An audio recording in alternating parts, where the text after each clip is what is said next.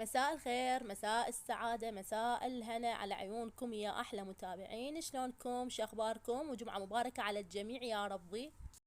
إن شاء الله الكل بخير وانتم تشاهدون هذا الفيديو. قبل لا نبدي أحب أشكر كل من انضم إلى قناتي، إلى عائلتي الثانية، وأحب تعليقاتكم. حتى اليوتيوب ظل يحذفهن ايش وقت تنزلين فيديو، ليش متأخرة، ايش وقت تنزلين بصوتك. حبايبي إن شاء الله ما أنقطع عليكم، ودائما أنزل فيديوهات. طبعا هذا التصوير كان بالعيد، مسافرة أنا وأولادي منتزه السندباد. طبعا كانت شغلة كثير حلوة وتنزيل بصوت نادين الطائي كلش حلوة. جهالي كلش استمتعوا لأن ما طالعين أبد، بس بالسفرات يرحون. أخذنا عشانه ويانا حبايبي، بس نسينا شي شغلة إن شاء الله تشوفونها بنهاية الفيديو. هسه نترككم ويا الفيديو، ولا تنسوني من اللايك والاشتراك، واذا كنتم ما مشتركين وعجبتكم قناتي اشتركوا وفعلوا الجرس حتى يوصل كل فيديوهات اللي انزلها.